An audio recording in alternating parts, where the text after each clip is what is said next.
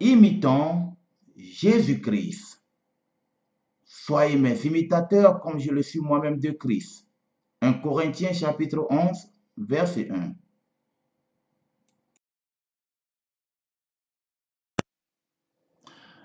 Bien-aimés dans le Seigneur, un grand plaisir de vous retrouver pour partager la parole. Grâce soit rendue à Dieu, le Père de notre Seigneur Jésus-Christ, qui nous a bénis de toutes bénédictions qui sont dans les lieux célestes en Christ. Comme nous vivons la dernière heure, l'atrocité, le mensonge, les abominations se sont accrues à un niveau incroyable que il y a presque tous les signes qui nous montrent que nous vivons la dernière heure.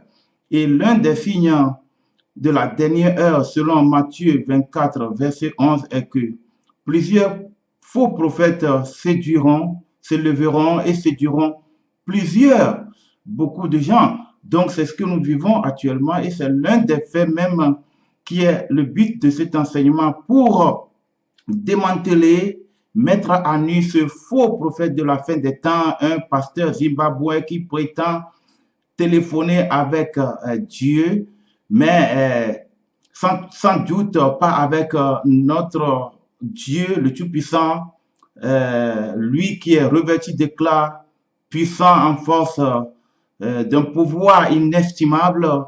Ce n'est pas avec ce Dieu qu'il a téléphoné sûrement, mais nous allons démanteler ce monsieur, ce faux prophète, cet agent du diable, cette fontaine sans eau, escroc, bande de criminels voyous, organisés juste pour séduire beaucoup et les entraîner en enfer, dans la ruine, dans la perdition. Et le but de leurs faux enseignements et de leurs fausses doctrines, de leurs techniques imaginaires qu'ils utilisent, c'est juste de s'emparer frauduleusement du bien des gens. Voilà, pour ne plus tarder, nous allons d'abord regarder cette vidéo et par la suite, nous irons dans l'explication. Hello? Yes, Father. Is this heaven? Yes, Father. Is it heaven? Yes, Father. I have a woman here. Yes. What do you have to say about her?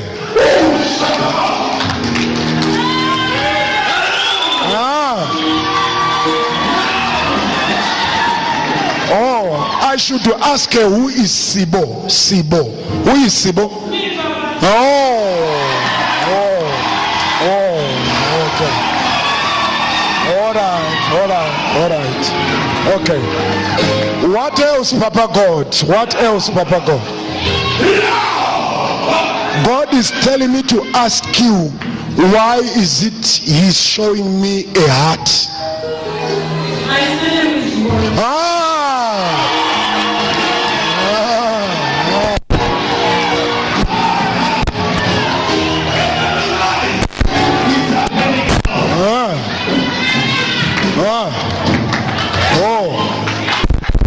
He says we should pray for your children.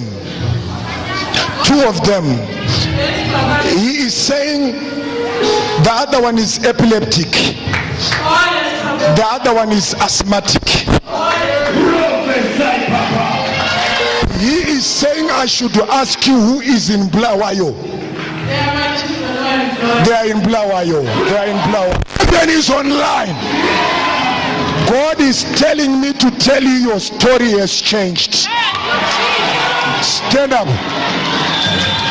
Stand up.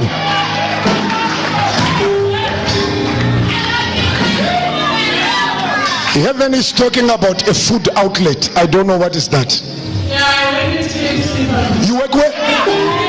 All right. Yeah! Heaven is online. Your story has changed.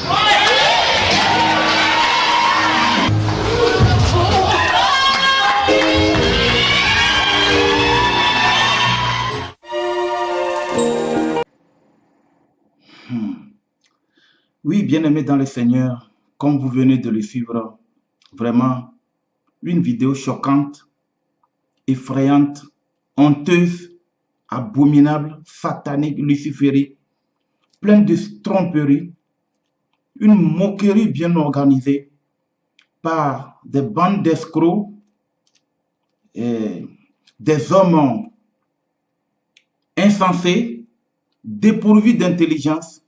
Ils pensent être si raffinés, mais en réalité, ils ne sont rien d'autre que des ténèbres. Comme le dit la parole, une nuée que chasse le tourbillon, qui n'apporte pas la pluie. Vraiment, c'est honteux, horrible. On a du mal à croire que des faits pareils se produisent dans le corps de Christ. On essaie d'attribuer des choses abominables pareilles, des choses anathèmes, lucifériques, sataniques, honteuses. Il n'y a même pas d'attribut pour définir cela au corps de Christ. Or que si vous le voyez, si vous avez bien remarqué dans la vidéo si choquante, j'ai pris note de quelques paroles parce que je ne veux même pas garder ces paroles. C'est sale à entendre, ça salit l'esprit. Je demanderai au Tout-Puissant de me les faire disparaître de l'esprit parce que je ne veux même pas garder. Ce monsieur n'est rien d'autre qu'un blasphémateur dont la condamnation est depuis fort longtemps en marche. Il est le signe même de l'apparition de l'impie. Il se croit être au-delà, au-dessus de tout homme. Il se prend même pour Dieu, je dirais, parce que il a joué un grand rôle mensongère, se prétendant comme étant le médiateur entre Dieu et les hommes. Nous savons selon 1 Timothée chapitre 2 verset 5, car il y a un seul Dieu et aussi un seul médiateur entre Dieu et les hommes, Jésus-Christ homme. Oui, donc il se prend même comme Jésus-Christ, vous voyez, dans ses attitudes mensongères, abominables, sataniques, un blasphémateur, moquerie bien organisé. Je vais lire quelques de ces paroles et nous irons dans... ensemble, nous allons discerner. Je lis. Est-ce le ciel? Est-ce le ciel? Est-ce le ciel? Et à chaque fois, son Dieu là lui répond, yes sir, oui monsieur, oui monsieur. Dieu va maintenant, vraiment, bien aimé dans le Seigneur, les gens s'amusent avec leur salut. Dieu lui répond, yes sir, oui monsieur, oui monsieur. Dieu maintenant se soumet à lui. Vous voyez ce que je disais? Dieu lui répond, yes sir, mais pas notre Dieu, pas le Tout-Puissant, pas le Dieu souverain, revêtu d'éclat, puissant en force, d'un pouvoir inestimable. Par l'omniscience, il est présent partout, il voit tout, il entend tout. Le Dieu qui a créé toutes choses, par sa force, par sa puissance. Le Dieu qui connaît le nom de toutes les étoiles. Un tel Dieu, se comparer vraiment, c'est grave, mes frères. Mes frères, je sais, c'est vraiment, vraiment grave. Je continue. Dès qu'il disait, est-ce le ciel? Est-ce le ciel? La deuxième fois, vous avez vu qu'il y avait une dame qui portait le pantalon, qui s'est tournée sur un pied, en train de sauter sur un pied, tenant sa Bible en main, comme les danseuses de ballet. Elle tient une Bible, saute sur un pied, en train de se réjouir, comme les autres aussi qui acclamaient. Ils étaient en pleine réjouissance. Et Ecclésiaste chapitre 7, verset 4 dit que le cœur des sages est dans la maison de deuil, mais le cœur des insensés est dans la maison de joie. Vous voyez que ce sont des gens insensés, dépourvus d'intelligence. Leur conscience même est mangée par le pasteur, le faux pasteur, parce qu'il n'est pas pasteur, un tel type. Il n'est rien d'autre qu'un impie. Et il n'est rien d'autre qu'un blasphémateur, un moqueur, un affamé et une fontaine sans eau. Vous voyez, donc la femme se tait, mais elle ne connaît pas le contenu de la Bible. Elle n'a jamais ouvert pour lire et vérifier si ce qu'on est en train d'enseigner, si du moins s'il y avait même un enseignement, ce ne serait pas, parce que ça c'est une salle de démon, il n'y a même pas d'enseignement. Si elle avait pris conscience de lire sa Bible, elle ne tomberait pas aussi dans un tel piège. Mais tous, vous voyez d'autres qui sont même en cravate. Et si vous avez bien suivi, vous verrez que le type qui tient le microphone et qui marche au même rythme que cet abominable pasteur, c'est lui qui jouait le rôle de son Dieu, c'est-à-dire de son Dieu, pas le Dieu de notre Seigneur Jésus-Christ, pas le Dieu Père de notre Seigneur Jésus-Christ, mais son Dieu à lui, son ventre, qu'il prétendait être Dieu, notre Père, tout puissant. Non, c'est ce monsieur qui parlait dans le microphone, si vous avez bien remarqué. Il fut un temps, mais les caméramans ont essayé de couper pour que les gens ne voient pas. Mais si vous avez bien suivi, vous verrez que c'est ce monsieur qui répond quand il disait « Is it heaven ?» C'est lui qui répondait « Yes, sir. Is it heaven ?» C'est lui qui répondait « Yes, sir. » Et cet abominable faux prophète de la fin des temps tient son mouchoir en main, son foulard blanc, avec lequel il aveuglait toute la foule. Et la foule était là aveuglée, ne pouvait même pas se rendre compte que c'est le type qui marche, qui est en tricot jaune, qui est en train de marcher ensemble avec lui, qui est en train de parler. Vous voyez. Pour mieux comprendre, nous allons rejouer cette partie et vous verrez. Hello? Yes, Father. Is this heaven? Yes, Father. Is it heaven? Yes, I have a woman here. Father. What do you have to say about her?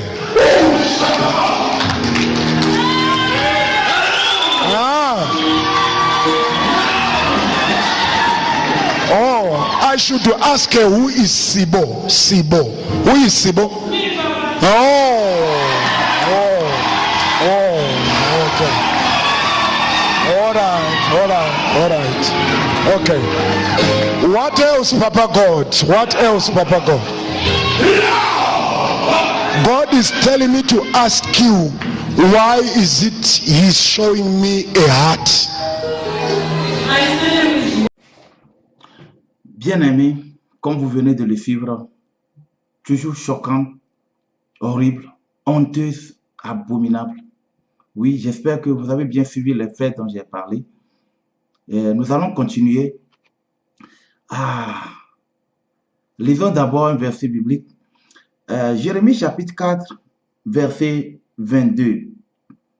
Certainement, mon peuple est fou. Il ne me connaît pas. Ce sont des enfants insensés, dépourvus d'intelligence. Ils sont habiles pour faire le mal, mais ils ne savent pas faire le bien. Oui, c'est vrai. Quand nous regardons la vidéo, quand nous regardons cette vidéo choquante, on voit vraiment que le peuple qui se dit de Dieu ne connaît pas Dieu. Et ne connaît vraiment pas Dieu, que le peuple est fou. Ils sont prêts pour faire le mal, mais pour le bien, ils ne savent pas le faire. Nous allons continuer avec le discernement. Nous voyons que lorsqu'il marchait, son Dieu lui disait, oui, monsieur. Oui, monsieur. Après cela, il disait, j'ai une femme ici. Et son Dieu répond, yeah. Qu'as-tu à dire à propos d'elle? Et son Dieu lui répond, things, des choses. Et après, la suite, je dois la demander qui est Vibo.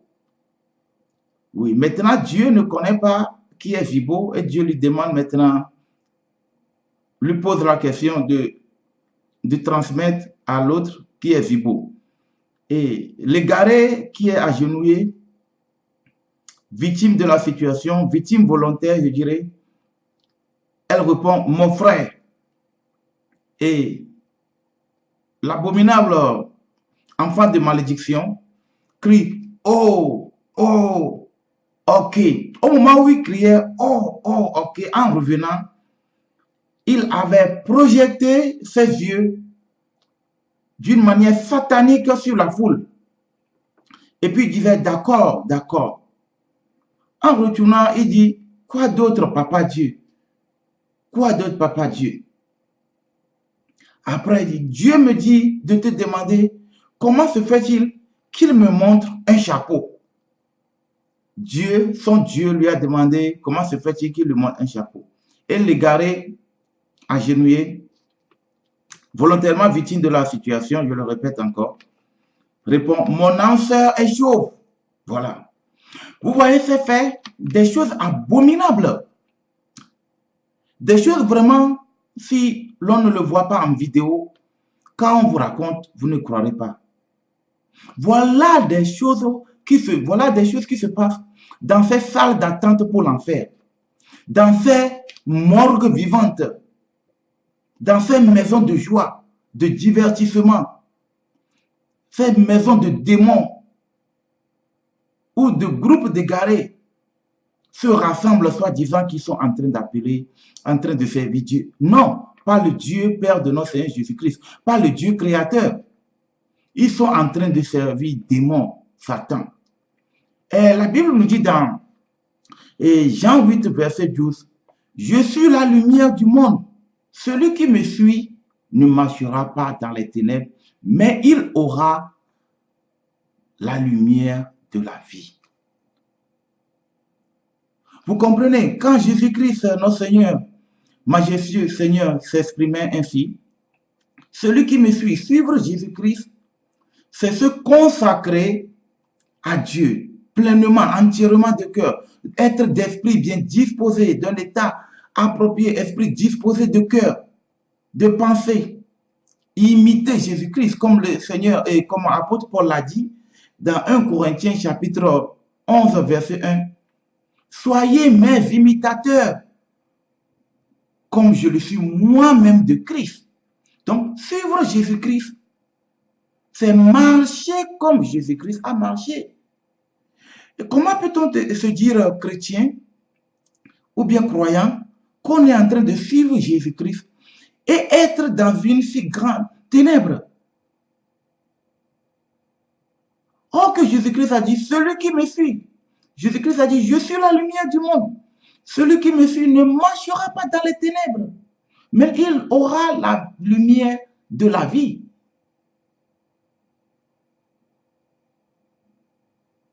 Ce peuple, cette foule, devenue proie de ce faux prophète, ce bandit, cet escroc, ne suit pas Dieu, puisqu'ils ne connaissent même pas Dieu. S'ils connaissaient Dieu, n'allaient pas se laisser à de telles pratiques. Ils n'allaient pas assister à de telles œuvres ténébreuses.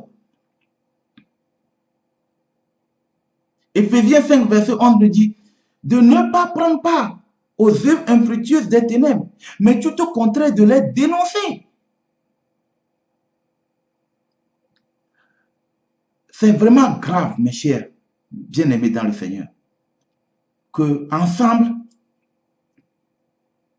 cette foule rassemblée avec cet escroc, ce bandit, ce voyou, ce criminel, avec toute sa machinerie, ont blasphémé contre le Saint-Esprit.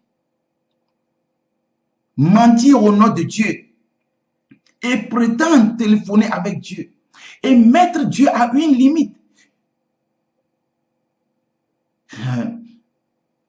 Vraiment, c'est grave, c'est plus que grave, c'est horrible. C'est horrible. Éphésiens chapitre 5, verset 16 dit, rachetez le temps car le temps est mauvais. Nous devons racheter le temps, c'est-à-dire, en tant que chrétiens, nous devons persévérer. Nous devons nous mettre en marche pour l'évangile.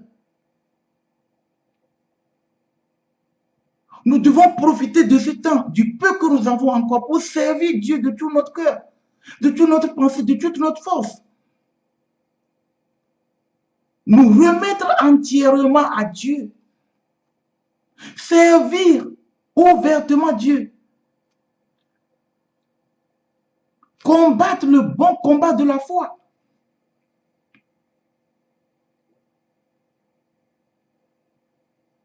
C'est choquant ce que nous voyons. C'est choquant. Très, très choquant. Mettre Dieu à un niveau si inférieur. Dieu n'est pas un homme. Dieu n'est pas un homme, mes chers. Dieu est esprit. Et ce qui est esprit est invisible.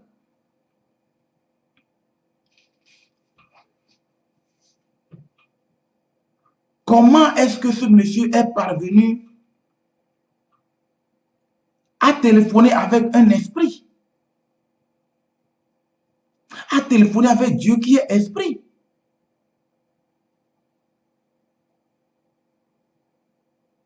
Peuple de Dieu, repentez-vous, apprêtez-vous. Le Seigneur est à la porte. Voilà les signes de la fin des temps. L'un des grands signes de la fin des temps, avec ce escroc abominable. Je vous dis que c'est l'apparition de l'impie. En toute honnêteté, nous vivons la dernière heure. Nous vivons la dernière heure. Le peuple de Dieu sous-estime la capacité de Dieu.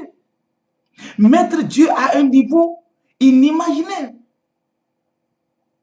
Inimaginable. Qui est Dieu, peuple de Dieu? Vous ne connaissez même pas. Qui est votre Dieu?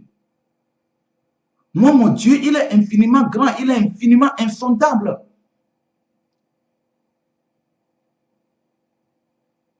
Son intelligence n'a pas de limite. Il est éternel. Il est tout puissant. Vêtu d'éclat, de majestueux, de majesté. Il est riche en miséricorde. Il est infiniment bon. C'est lui qui a créé toutes choses. Nous sommes l'ouvrage de ses mains.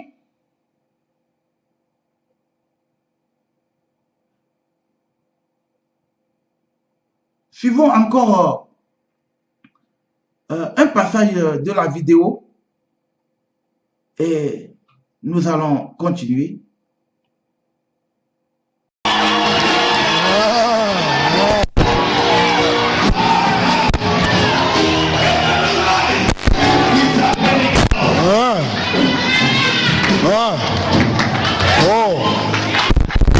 He says we should pray for your children.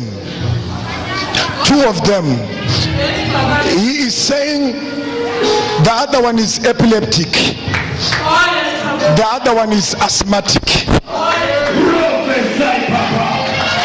He is saying I should ask you who is in Blawayo. They are in Blawayo. They are in Blawayo. Then is online. God is telling me to tell you your story has changed. Stand up. Stand up.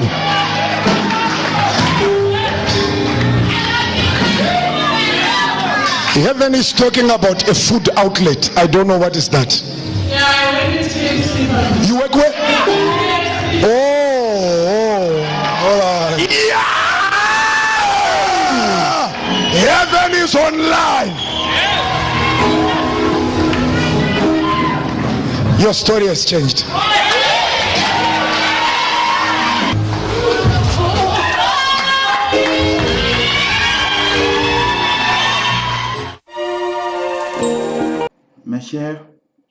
Mes chers, comme vous venez de le suivre, vraiment, les mots me manquent.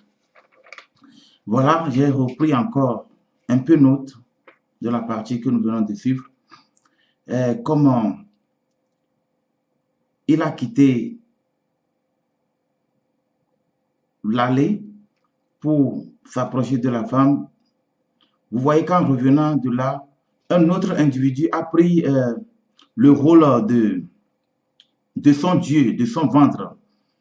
Ce n'est plus l'autre qui marchait ensemble avec lui, ayant porté le t-shirt jaune, qui cette fois-ci a parlé, mais la voix est venue de l'autre allée où il va cette fois-ci se diriger. Et vous verrez que l'autre criait « Heaven Online ». Et il dit que Dieu lui a dit qu'il doit prier pour la femme, qu'il doit prier pour ses enfants, pardon, autant pour moi. Soit disant que l'un est épileptique, l'un est asthmatique. Et lorsqu'il revenait de là, c'est lui-même qui crie, cette fois-ci, Heaven Online. Heaven is talking about food outlet. Et pose la question à la femme. Vous voyez que c'est l'autre qui le suivait, qui cette fois-ci en train de rire, en train de se moquer. Lorsqu'il posait la question à la dame, que l'autre était en train de se moquer. Et par la suite, vous avez vu que lorsqu'il rentrait, il a crié « Yeah !» dès que le faux prophète est rentré dans l'autre allée. « Yeah !» comme on le fait dans Showbiz. Vous voyez que ce sont des gens qui se moquent vraiment des autres, qui ne font que du théâtre. Et le faux prophète crie « Heaven Online » et revient et dit à la femme « Your story has changed ». Ton histoire a changé. Et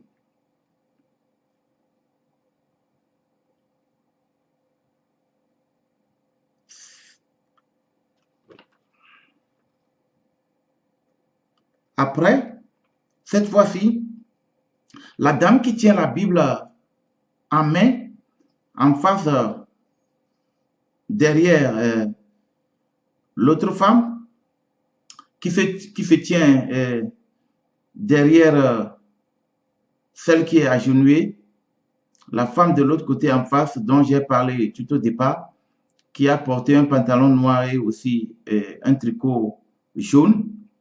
Cette fois-ci, elle a tourné à plusieurs reprises. Non plus cette fois-ci à une seule reprise, tout au contraire à plusieurs reprises, parce que ce sont des gens qui ont perdu la conscience. Ils sont, difficile même à dire, dans une salle de divertissement.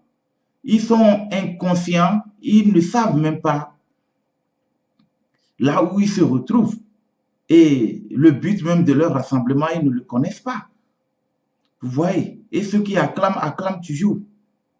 Et le faux prophète toujours avec son mouchoir, son foulard à main. Et avec ça, il continue d'aveugler. Et c'est vraiment, vraiment, vraiment horrible. Mais nous allons partir dans les Écritures, tout en commençant par Jérémie. Autant pour moi, Ésaïe chapitre 29, à partir du verset 9. Soyez stupéfaits et étonnés, fermez les yeux et devenez aveugles. Ils sont ivres, mais ce n'est pas de vin. Oui, comme vous venez de les voir en train de se réjouir, ils sont ivres, mais pas de vin. Ils chancellent, mais ce n'est pas l'effet des liqueurs fortes. Verset 10 dit, « Car l'Éternel a répandu sur vous un esprit d'assoupissement. Il a fermé vos yeux, les prophètes. Il a voilé vos têtes, les voyants. Toute la révélation est pour vous comme les mots d'un livre cacheté que l'on donne à un homme qui sait lire en disant « Lis donc cela » et qui répond « Je ne le puis, car il est cacheté ». Ou comme un livre que l'on donne à un homme qui ne sait pas lire en disant « Lis donc cela » et qui répond « Je ne sais pas lire ». Le Seigneur dit « Quand ce peuple s'approche de moi, il m'honore de la bouche et des lèvres, mais son cœur est éloigné de moi, et la crainte qu'il a de moi n'est qu'un précepte de tradition humaine. Vous voyez? Et c'est exactement ce que nous venons de voir là-bas.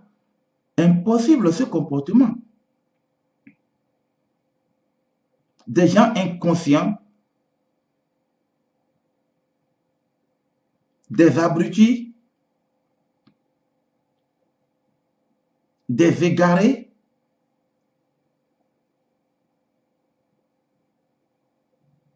c'est vraiment, vraiment, vraiment horrible. C'est vraiment horrible. Mais le problème est que le peuple est inconscient et que le peuple ne connaît pas son Dieu. Le peuple ne connaît pas son Dieu. Le peuple ne connaît pas le Dieu qu'il est en train de servir. Le peuple est assoiffé, mais s'est dirigé vers la mauvaise direction. Le peuple est sur la mauvaise voie. Et tout cela à cause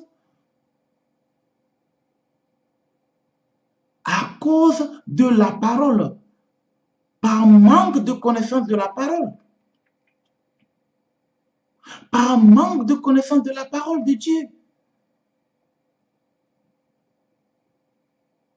Psaume 119, verset 105 dit que la parole de Dieu est une lampe à nos pieds et une lumière sur notre sentier. Et 119, 130 dit, la révélation de ta parole est claire. Elle donne de l'intelligence aux simples. Voilà un peuple dépourvu d'intelligence, insensé, livré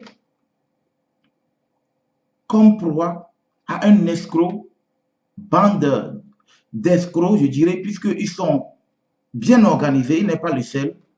C'est tout un club, bandits fiefés, utilisant un peu de l'hypnotisme, plus de la magie, et en train de séduire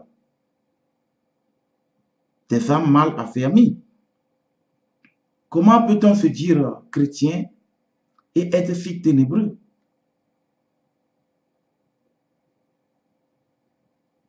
Vraiment, c'est vraiment, vraiment horrible. Dieu est esprit, comme je le disais tout au départ. Dieu est esprit. Dieu est invisible. Dieu n'est pas humain. Il est impossible qu'on mette Dieu à un niveau si inférieur. Ésaïe chapitre 29, verset 16 dit, quelle perversité est la vôtre? Le potier doit-il être considéré comme de l'argile pour que l'ouvrage dise de l'ouvrier, il ne m'a point fait? Pour que le vase dise du potier, il n'a point d'intelligence? Ça parle ici du blasphème. Que l'homme se met au même niveau, il pense être au même niveau que Dieu. Une perversité impossible, incroyable mais vrai. Voilà des choses qui se passent dans ces morgues vivantes, ces salles d'attente pour l'enfer, ces camps de concentration où des inconscients, des insensés, des dépourvus d'intelligence se retrouvent pour rendre culte aux démons, à leur Dieu, petit Dieu, au diable. Voilà un type affamé, une fontaine sans eau, un escroc, un bandit, un voyou, un brigand, un méchant, un hautain, audacieux, comme vous venez de le voir, en train de blasphémer contre le Saint-Esprit. C'est très grave. Et le peuple a participé à ce péché. Tous ensemble, ils ont blasphémé.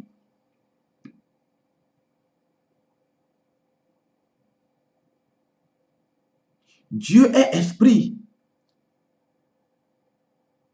Nous allons voir qui est Dieu. Dieu est esprit. Regardons dans Colossiens chapitre 1, verset 15. Colossiens chapitre 1, verset 15.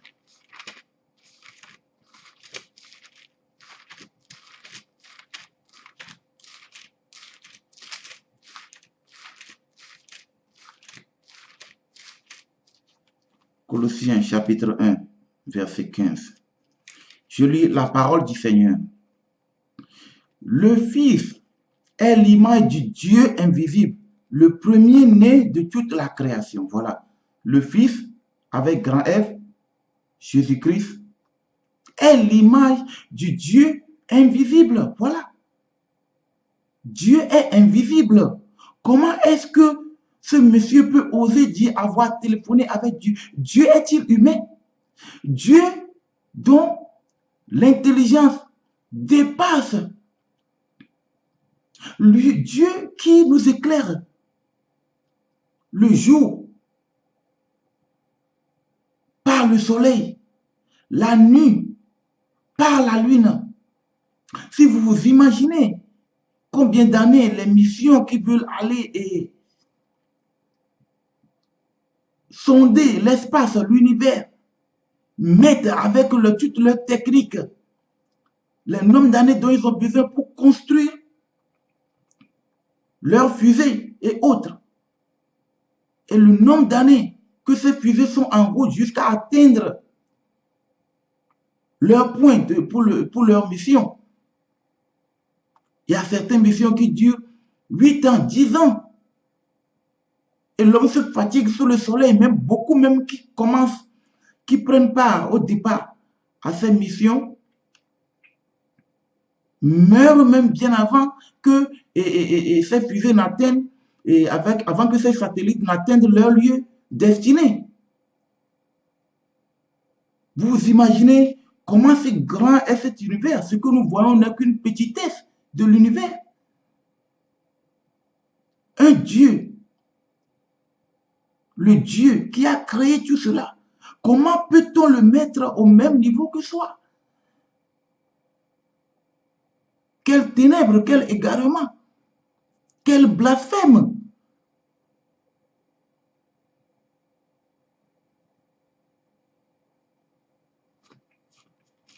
Regardons 1 Timothée.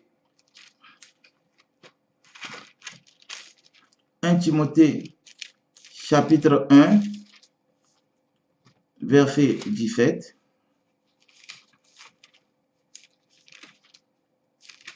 1 Timothée chapitre 1, verset 17.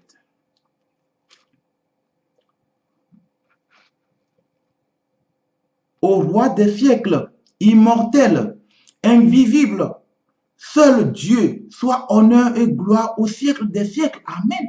Voilà. Au roi des siècles, immortel, invisible, voilà. Invisible, qu'on ne peut pas voir. Seul Dieu soit honneur et gloire au siècle des siècles. Amen. Regardons encore un autre passage, toujours 1 Timothée, chapitre 6,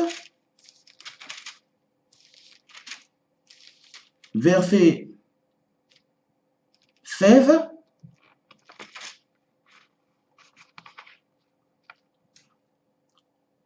Pour mieux comprendre, je vais lire à partir du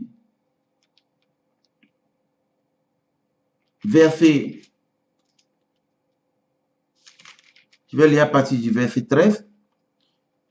Je te recommande devant Dieu qui donne la vie à toutes choses et devant Jésus-Christ qui fit une belle confession devant Ponce Pilate, de garder le commandement et de vivre sans tâche, sans reproche, jusqu'à l'apparition de notre Seigneur Jésus-Christ, que manifestera en son temps le bienheureux et seul souverain, le roi des rois et le Seigneur des seigneurs. Verset 16 maintenant. Qui seul possède l'immortalité, voilà comme nous venons de le voir dans l'autre verset, qui habite une lumière inaccessible, que nul homme n'a vu ni ne peut voir, à qui appartiennent l'honneur et la puissance éternelle. Amen. Vous voyez, Dieu est invisible. Dieu est invisible. Exode 33, verset 20 à 23 nous dit que l'on ne peut pas voir Dieu et vivre. Donc des gens comme ça qui disent avoir vu Dieu, Dieu est descendu, ils entendent la voix de Dieu. Horrible, incroyable.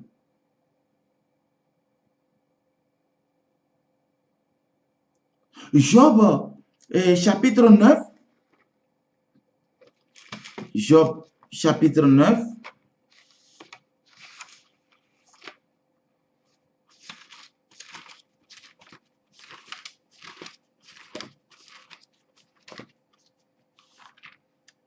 Job chapitre 9, verset 32. Il n'est pas un homme comme moi pour que je lui réponde, pour que nous allions ensemble en justice. Voilà, Dieu n'est pas un homme, comme Job même a reconnu dans ses afflictions. Il n'est pas un homme pour que je lui réponde, pour que nous allions ensemble en justice. Oh, peuple de Dieu, mettre Dieu à un niveau si bas et le comparer à son ouvrage que nous sommes.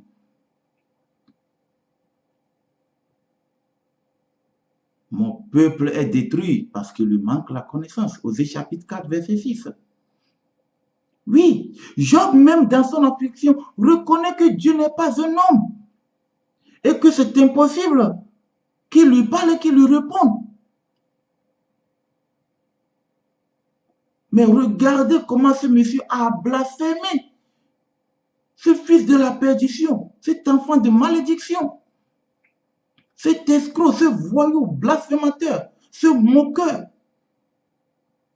insensé, bande de criminels, ose s'y tromper, ose s'y blasphémer contre nos seigneurs.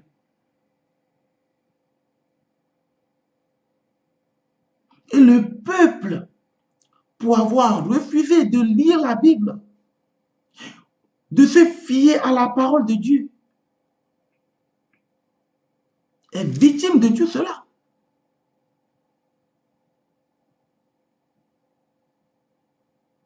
Voilà ce que nous voyons dans la parole, que Dieu n'est pas un homme, qu'on ne peut pas le mettre au même niveau que nous. La puissance, la force, le pouvoir de Dieu. Bien-aimés dans le Seigneur, le Dieu qui est invisible,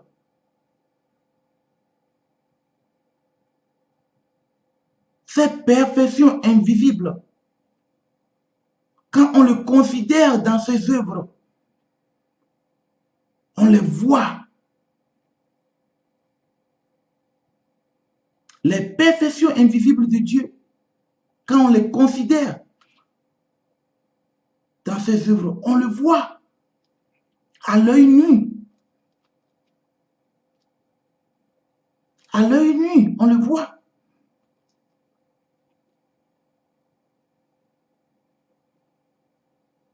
Hébreux 11, 27. Regardons. Hébreux, le chapitre 11, 27. Chapitre 11, verset 27.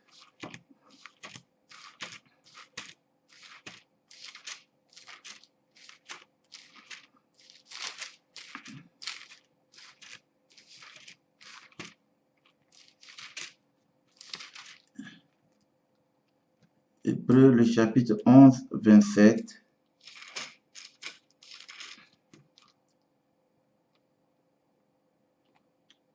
Je lis la parole. C'est par la foi qu'il quitta l'Égypte sans être effrayé de la colère du roi, car il se montra ferme comme voyant celui qui est invisible. Voilà, ici la parole nous parle de Moïse. Par la foi, il quitta l'Égypte. Premièrement, il avait quitté l'Égypte lorsqu'il fuyait pour sa vie, pour avoir tué le chef de corvée. Mais deuxièmement, lorsqu'il quittait, il quittait avec assurance. Il quittait par la foi. Tant bien même qu'il ne pouvait pas voir Dieu, Moïse avait cette assurance. Tant bien même qu'il sait que Dieu est visible, il voyait cette visibilité de Dieu, que Dieu est avec eux par la foi.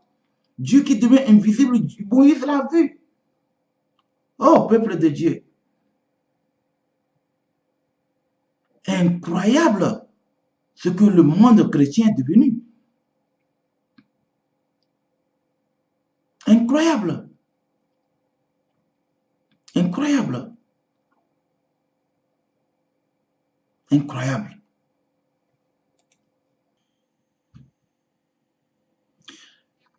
Jérémie chapitre 8, verset 7. Même la cigogne connaît dans les cieux sa saison. La tourterelle, l'hirondelle et la grue observent le temps de leur arrivée. Mais mon peuple ne connaît pas la loi de l'Éternel. Je m'explique. Tous ces oiseaux, la cigogne, la tourterelle, l'hirondelle et la grue, sont des oiseaux migrateurs. Ils ont un lieu où ils passent l'hiver et un lieu où ils passent le printemps. Ils savent que à tel moment de l'année, ils doivent quitter ce lieu pour aller séjourner ailleurs.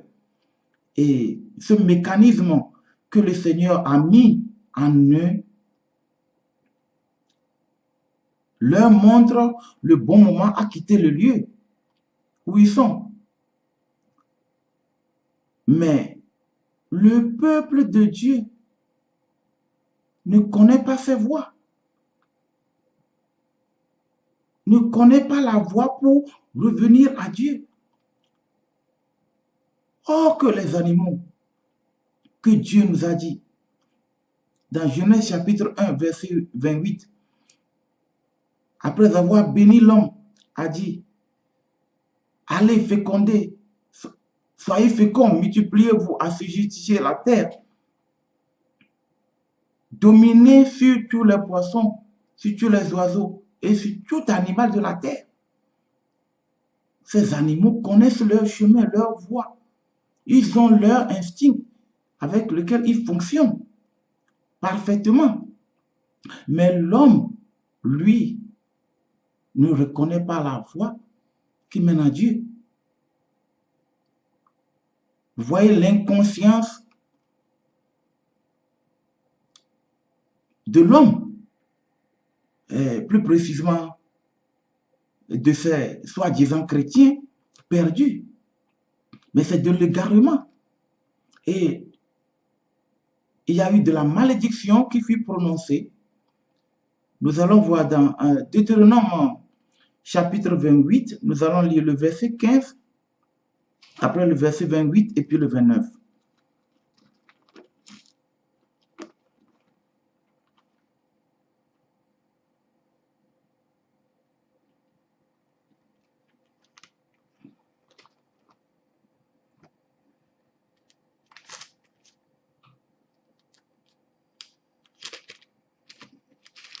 Deutéronome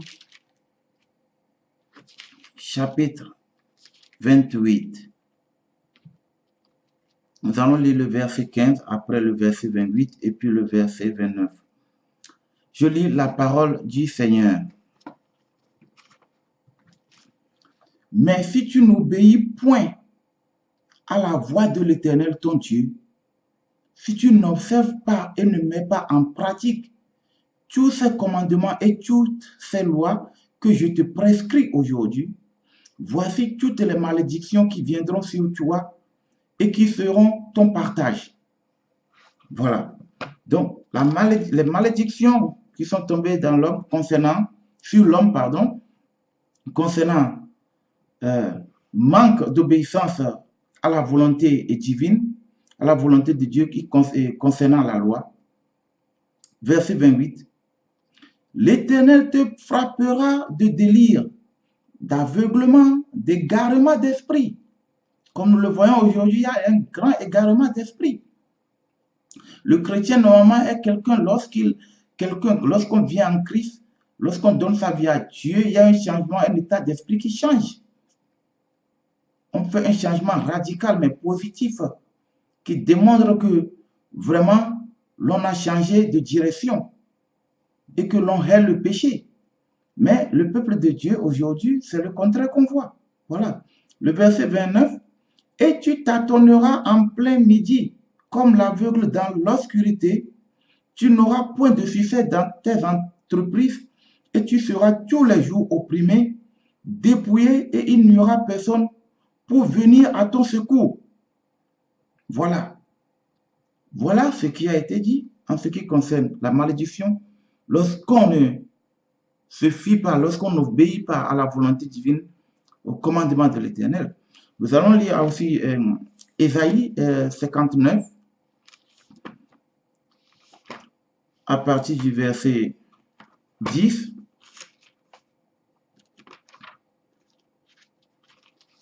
L'égarement, la source de l'égarement.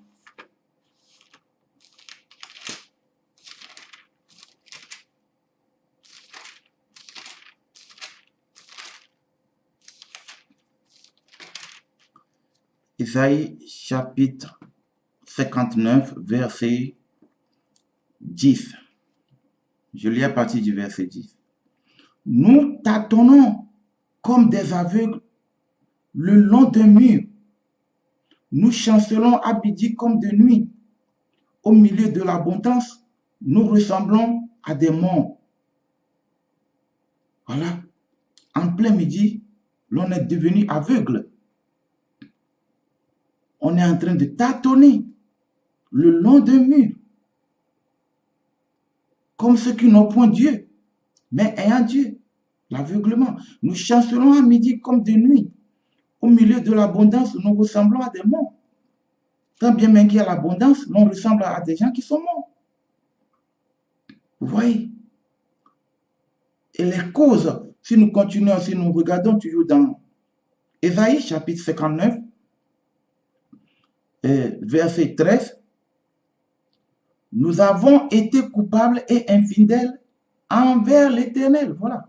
Nous avons été coupables et infidèles envers l'Éternel. Nous avons abandonné notre Dieu. Nous avons proféré la violence et la révolte, conçu et médité dans le cœur des paroles de mensonge. Voilà. Et la délivrance s'est retirée et le salut se tient éloigné, car la vérité trébuche sur la place publique et la droiture ne peut approcher. Voilà. D'où vient l'égarement?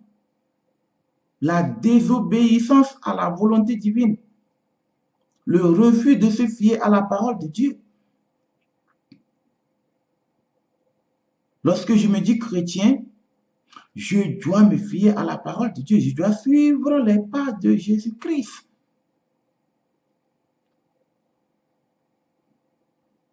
Apocalypse 19, 23 nous dit que Jésus-Christ est la parole de Dieu. Le fondement des apôtres. L'enseignement, tout l'enseignement de Jésus-Christ. C'est ça qui fait d'un chrétien un homme transformé, vivant,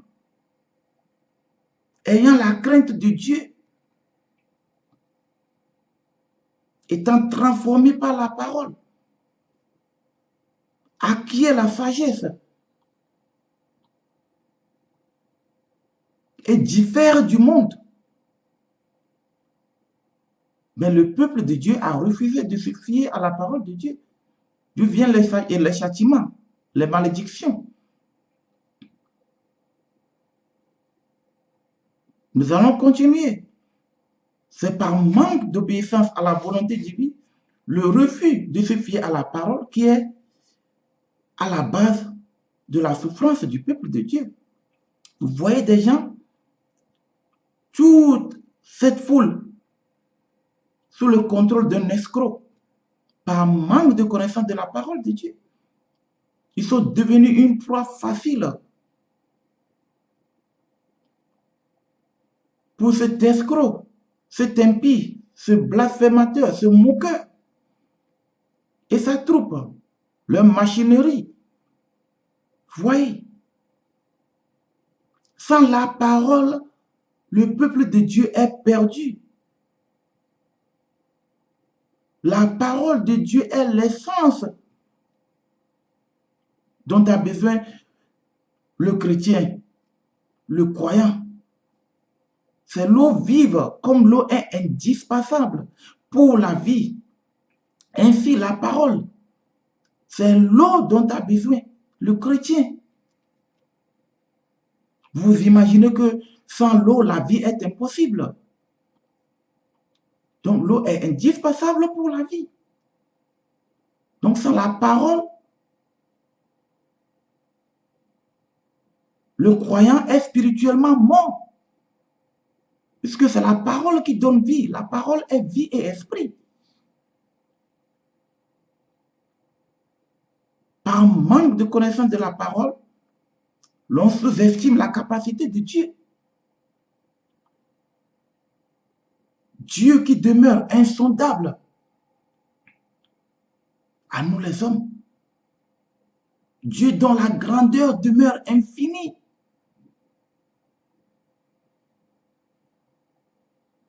On le présente dans une assemblée de démons comme inférieur à l'homme ou bien égal à l'homme. Du blâmage et le peuple y participe. Du blasphème et le peuple y participe. Quelle honte, quelle abomination. Sortez de ces morgues vivantes. Chrétiens et résolus.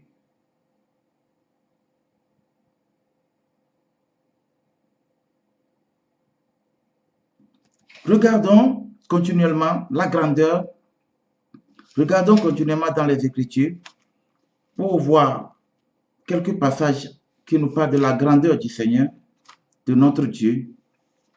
Pas le Dieu, le ventre de ce monsieur qui parlait avec sa troupe, sa bande de bandits, d'escrocs.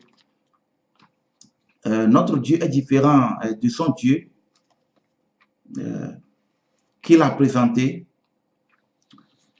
Nous allons regarder dans Job.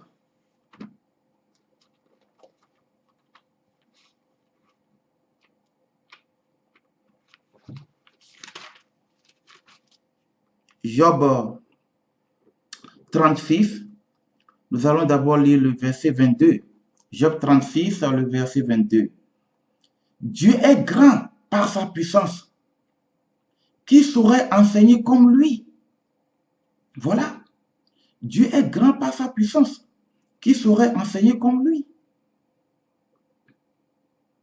Le verset 26 dit, toujours Job 36, verset 26, Dieu est grand, mais sa grandeur nous échappe. Le nombre de ses années est impénétrable. Le nombre de ses années est impénétrable. Voilà.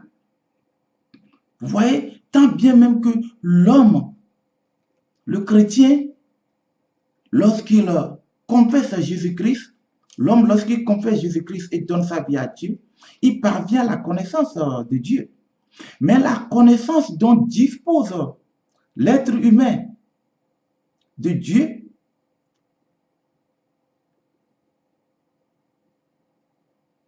est tellement si petite, même si nous la considérons comme étant grande. Puisque Dieu est si grand, il est infiniment insondable. Donc, c'est pour dire que Dieu est infiniment puissant, que la totalité, la plénitude de sa gloire demeure et indécouvrable, insondable pour l'être humain.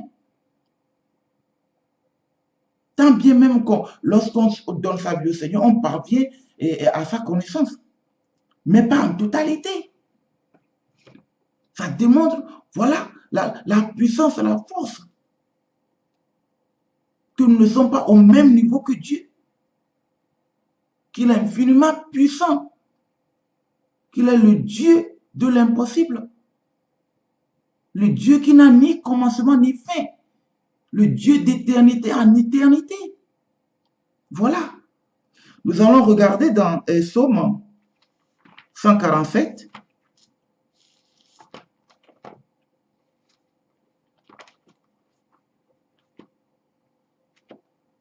Psaume 147.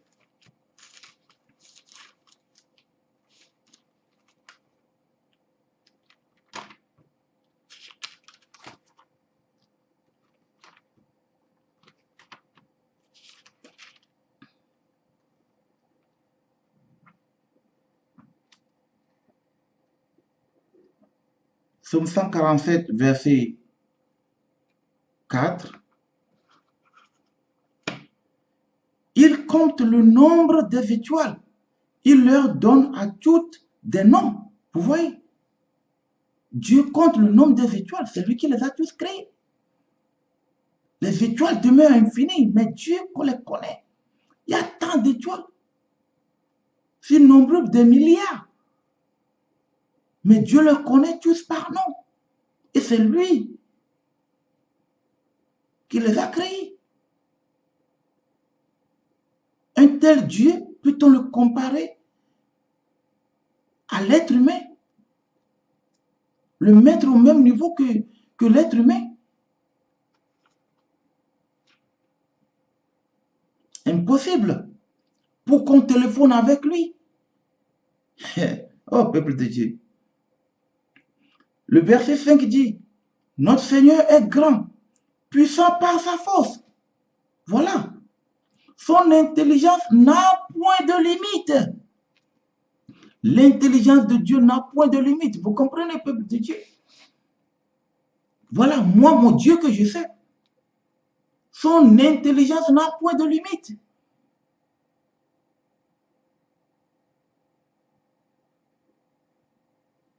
Son intelligence n'a point de limite. Il n'a pas besoin de téléphone pour communiquer avec l'être humain. La Bible nous dit que nous sommes l'habitation de Dieu en esprit. Que l'esprit de Dieu habite en nous aussi, habite déjà en nous. Il nous parle du fond du cœur.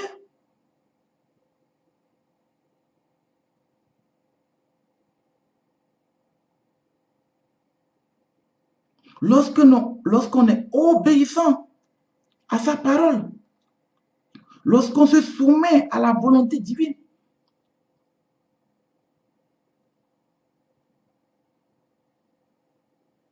on entend Dieu parler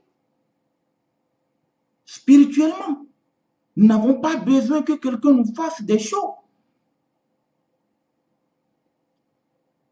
À moins qu'on a refusé de se soumettre à la volonté divine. Dieu est infiniment grand. Mes chers, Dieu a les yeux partout.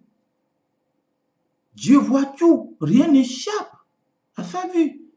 L'omniscience de Dieu. Regardons Psaume chapitre 11, verset 4.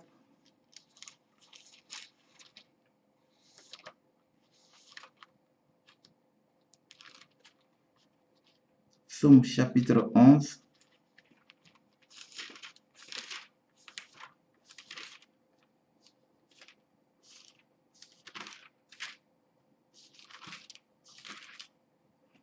Le verset 4. Psaume chapitre 11, le verset 4. L'Éternel est dans son saint temple. L'Éternel a son trône dans les cieux. Ses yeux regardent. Ses paupières sondent les fils de l'homme. Voilà. Il sonde les fils de l'homme. Il voit tout. Rien ne demeure caché. Notre Dieu est infiniment grand. Et mes chers, je vous dis une chose. Cet escroc qui parle,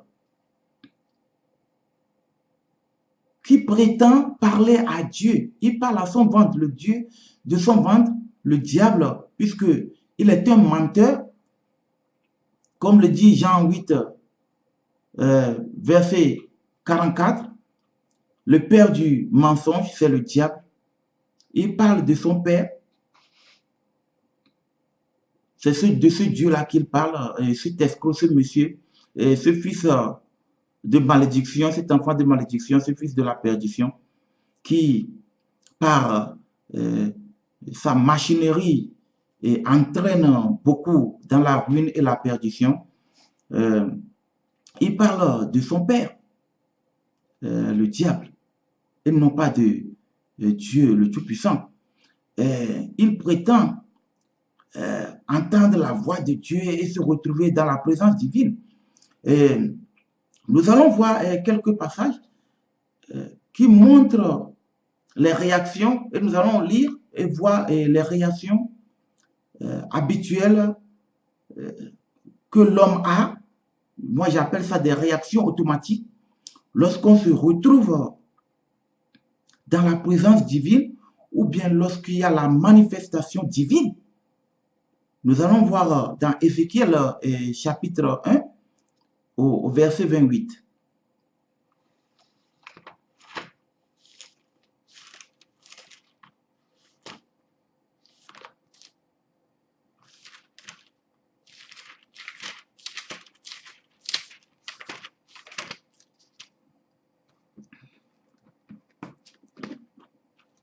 Ézéchiel chapitre 1 verset 28. Tel l'aspect de l'arc qui est dans la nuit en un jour de pluie, ainsi était l'aspect de cette lumière éclatante qui l'entourait. C'était une image de la gloire de l'Éternel. À cette vue, je tombais sur ma face et j'entendis la voix de quelqu'un qui parlait. Vous voyez, Ézéchiel, dans sa vision, à cette vue, est tombé sur sa face. Voilà une réaction qui s'est produite lors de la manifestation divine.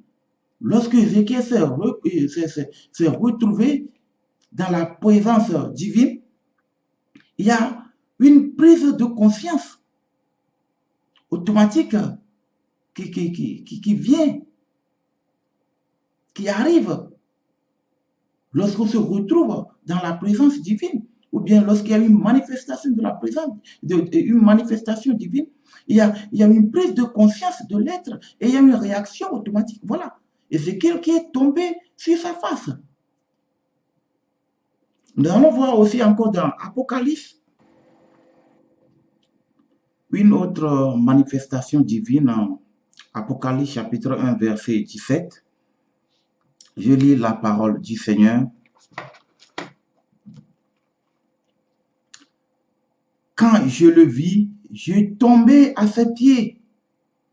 Comme mort, il posa sur moi sa main droite en disant, ne crains point. Vous voyez, Jean, ayant vu la gloire de Dieu, est tombé à ses pieds. Comment? Il posa sur moi sa main droite en disant, ne crains point. Voilà, je relis encore une fois. Quand je le vis, je tombais à ses pieds. Comment?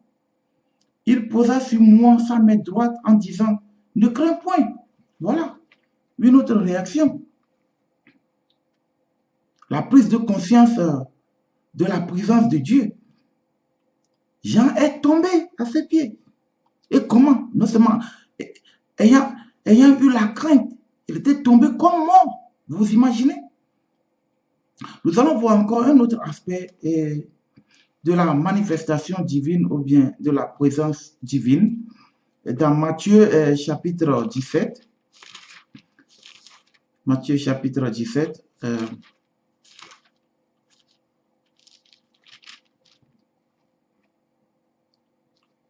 Nous allons le lire pour mieux comprendre du verset 5 à 8. Matthieu chapitre 17, du verset 5 à 8. Comme il parlait encore, une nuée lumineuse les couvrit, et voici, une voix fit entendre de la nuée ces paroles. Celui-ci est mon fils bien-aimé, en qui j'ai mis toute mon affection. Écoutez-le. Verset 6. Lorsqu'ils entendirent cette voix, les disciples tombèrent sur leur face et furent saisis d'une grande frayeur. Verset 7. Mais Jésus, s'approchant, les toucha et dit, « Levez-vous, n'ayez pas peur. » Verset 8. Ils levèrent les yeux et ne virent que Jésus seul. Amen. Vous voyez, les disciples, ayant entendu cette voix, s'étant rendus compte de la présence, ayant pris conscience de la présence du Seigneur, de la présence de Dieu, ils étaient saisis d'effroi. Non seulement saisis, mais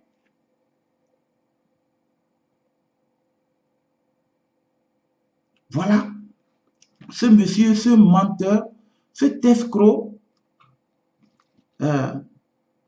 cet ouvrier du diable, cet agent du diable, faux prophète de la fin des temps, ennemi des gens de bien, audacieux, fanfaron, un traître. Vous voyez aussi la foule assoiffée, égarée, perdue, inconsciente, qui accompagnait son show. Tous, comment était leur réaction lorsqu'ils se sont ressentis en leur soi-disant manifestation divine ou présence divine. Or que la réalité, la vraie, est dans la parole de Dieu qui est éprouvée. Que lorsqu'on se retrouve dans la présence divine, dans la présence du Seigneur, ou bien lorsqu'il y a la manifestation divine, il y a une mesure de sécurité qu'il faut prendre pour pouvoir vivre et tenir fort. Et cette réaction, elle est non seulement humaine, mais automatique, habituelle. Automatique, que l'on ne le veut pas. Vous voyez?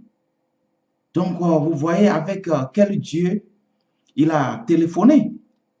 Pas avec notre Dieu, le Père de notre Seigneur Jésus-Christ. D'abord, c'est impossible, puisque Dieu n'est pas homme pour posséder un téléphone.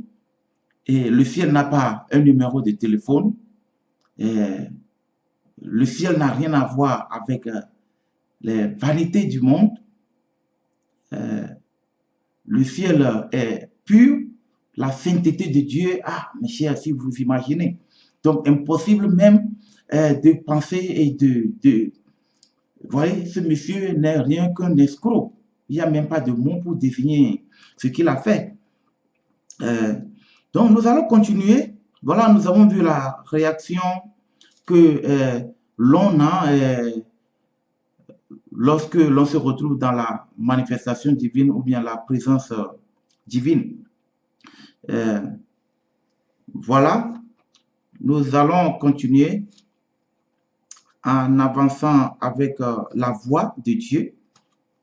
Prenons Psaume 29. Psaume 29.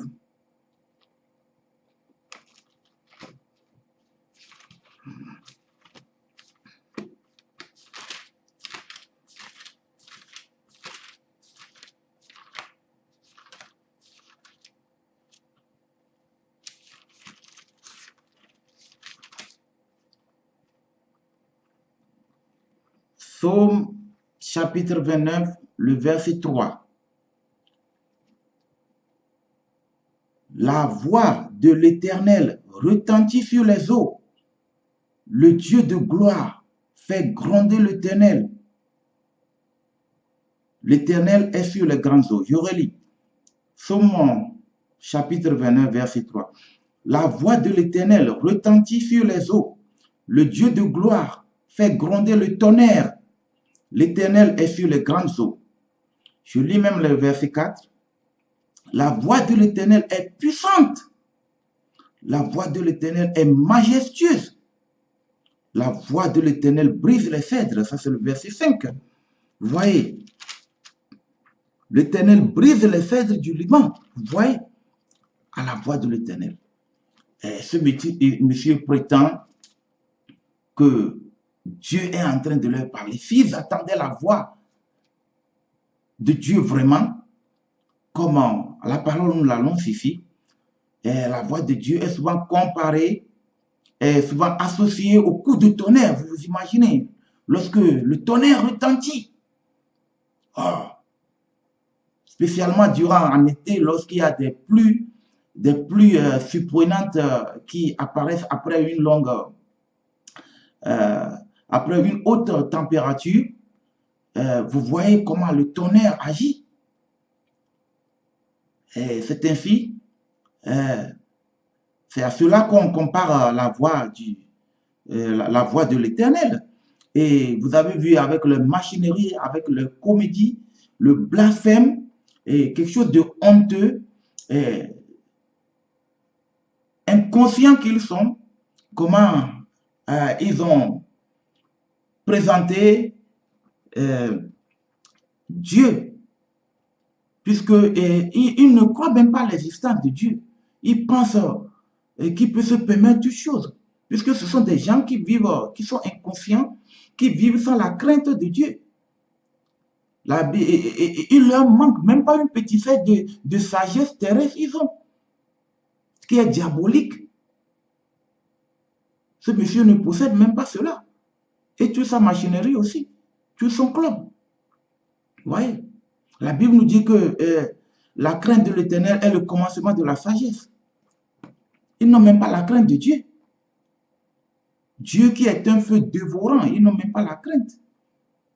Vous voyez comment ce monsieur s'est cousu un habit et l'a porté aux égarés, en leur présentant un show, une comédie abominable, soit disant qu'il a téléphoné avec Dieu Père de notre Seigneur Jésus-Christ. Oh, ce monsieur est un impie, comme je vous le dis. C'est l'apparition même de l'impie. Voilà. Nous allons continuer. Nous prenons Psaume 18, verset 14. Psaume 18, verset 14.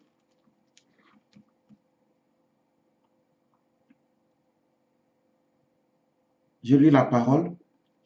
L'Éternel tonna dans les cieux, le Très-Haut fit retentir sa voix avec la grêle et les charbons de feu. Oh Seigneur, vous voyez la voix de Dieu qui tonna dans les cieux, fait retentir sa voix, accompagné de grêle et les charbons de feu. Vous imaginez?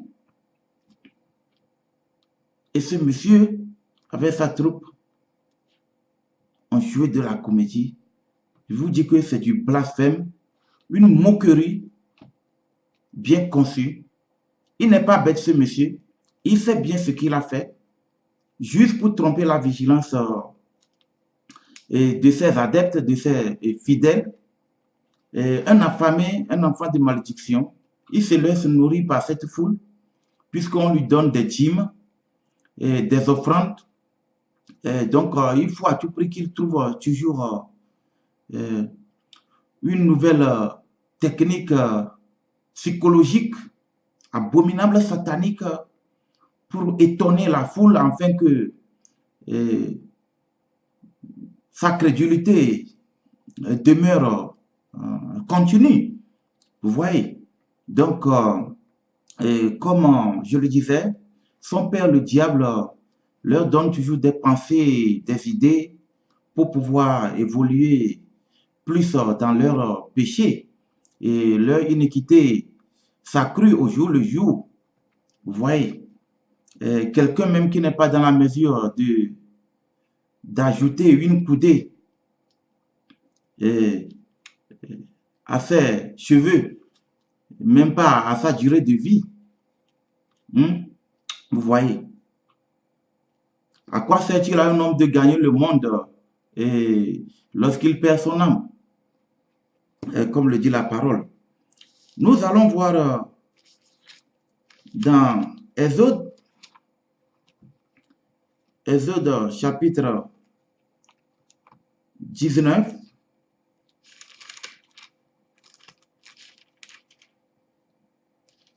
Exode chapitre 19. Un passage.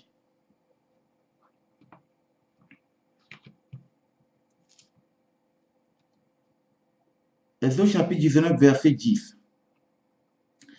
Et l'Éternel dit à Moïse, va vers le peuple, sanctifie-les aujourd'hui et demain, qu'ils lavent leurs vêtements. Je lis le verset 11. Qu'ils soient prêts pour le 3e jour, car le 3e jour, l'Éternel descendra aux yeux de tout le peuple sur le mont Sinaï. Voilà. Nous allons continuer avec Exode 20, à partir du verset 18. Nous allons lire du verset 18 au verset 20.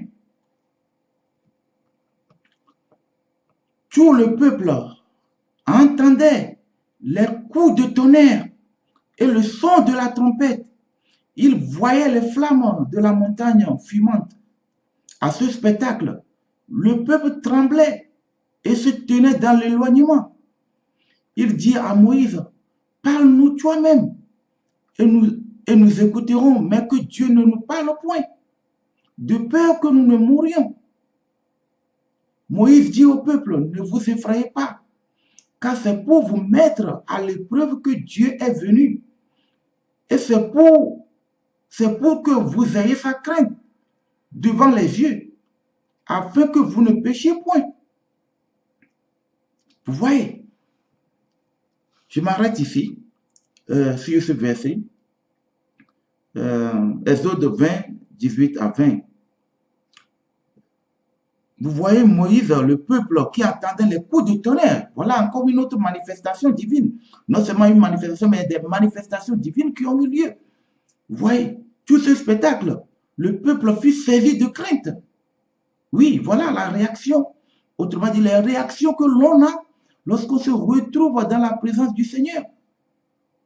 Lorsque Dieu descendit sur le mont Sinaï, et le peuple a entendu de ses propres oreilles la voix de Dieu.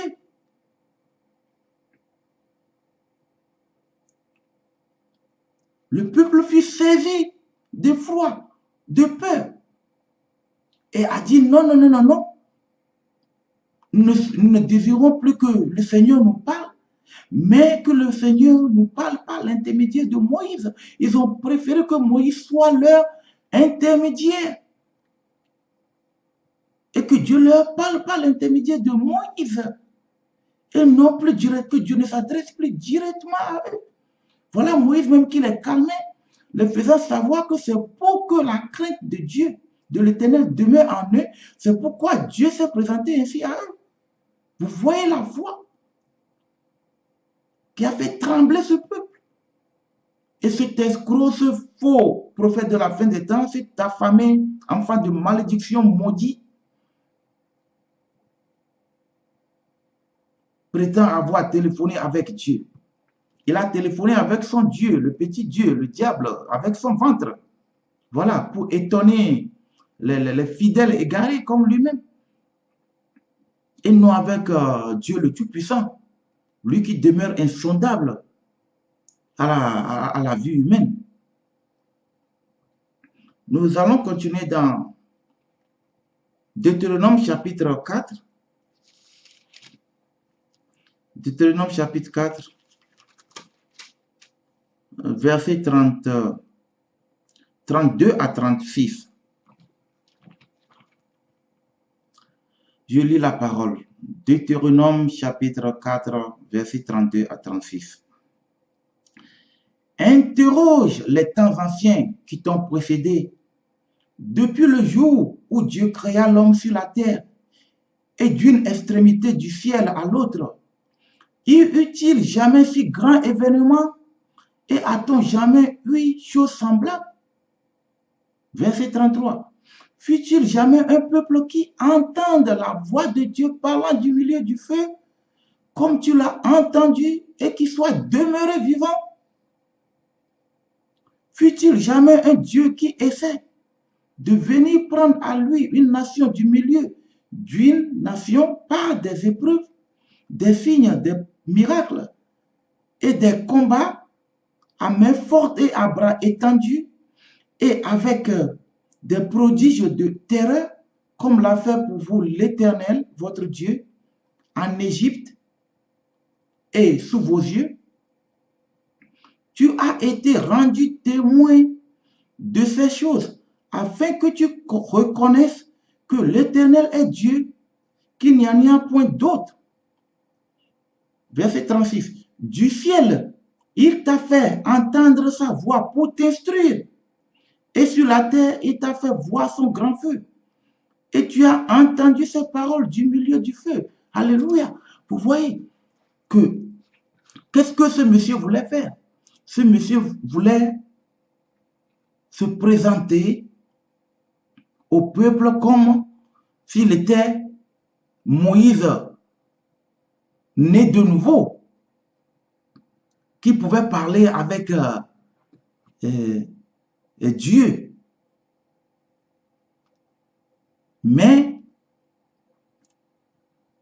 Dieu l'a dévoilé. Il y a la parole de Dieu. Oui, la parole de Dieu, elle est éprouvée.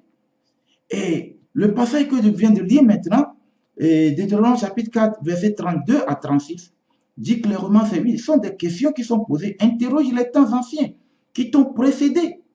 Depuis le jour où Dieu créa l'homme sur la terre et d'une extrémité du ciel à l'autre, eut-il jamais si grand événement et a-t-on jamais eu chose semblable? Fut-il jamais un peuple qui entende la voix de Dieu parlant du milieu de feu, comme tu l'as entendu, et qui soit demeuré vivant? Voilà. Donc, le passage confirme, ce passage, verset Deutéronome 40, et chapitre 4, verset 32 à 36,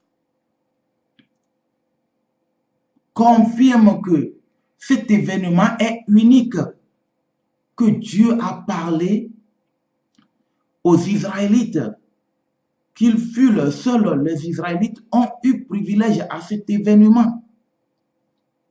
Dieu, comme nous le savons, est souverain et sa souveraineté est infiniment insondable.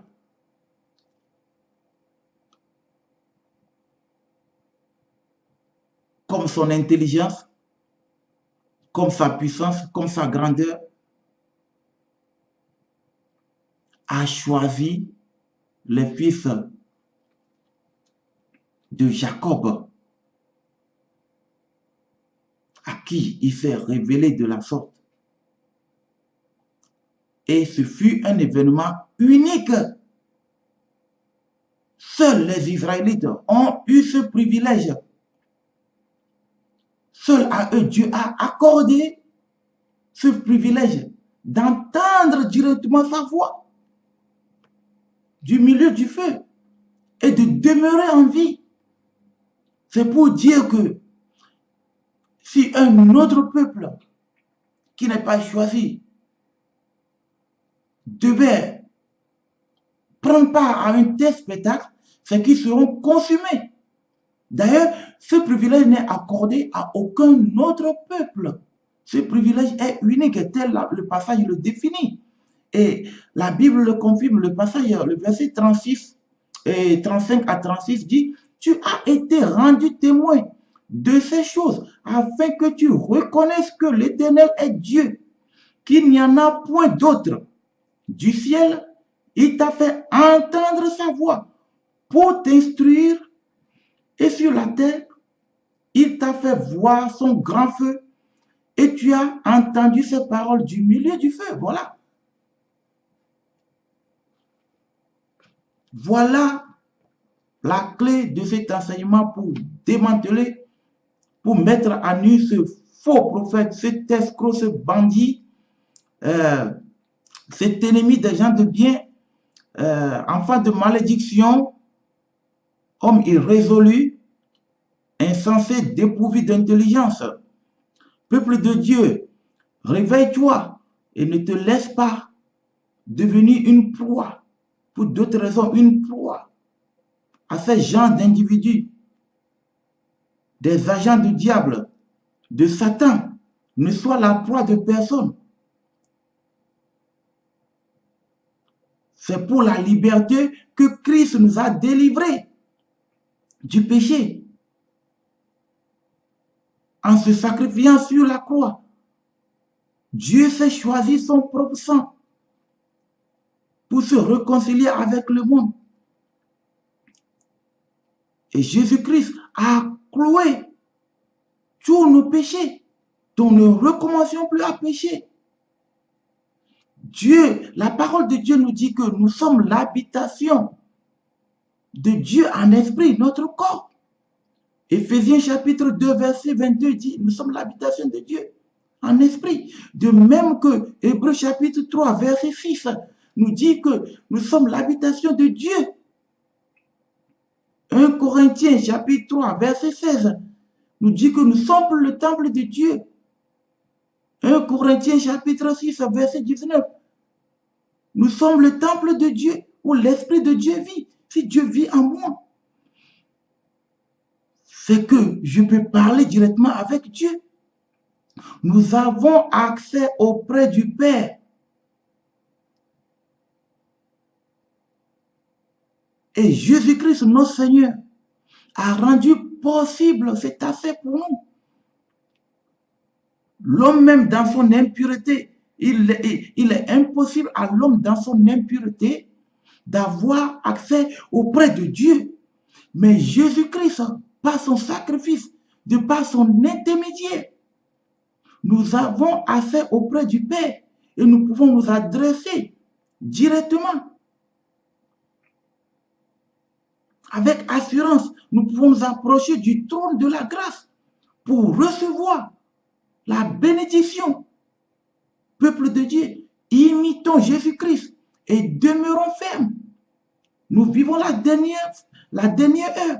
Apprêtons-nous, persévérons. La parole nous dit, celui qui persévérera jusqu'à la fin, c'est celui-là qui sera sauvé. C'est de notre vivant que nous savons si le salut, nous l'avons. Les aspects, les caractéristiques d'un chrétien se voient, 1, par la foi salvatrice, 2, par l'amour, 3, par la mise en pratique de la parole de Dieu, la soumission à la volonté divine, l'obéissance. Si vous attendez sa voix, n'endurcissez pas vos cœurs. Peuple de Dieu, soyez bénis, que le Seigneur soit avec vous. À la prochaine.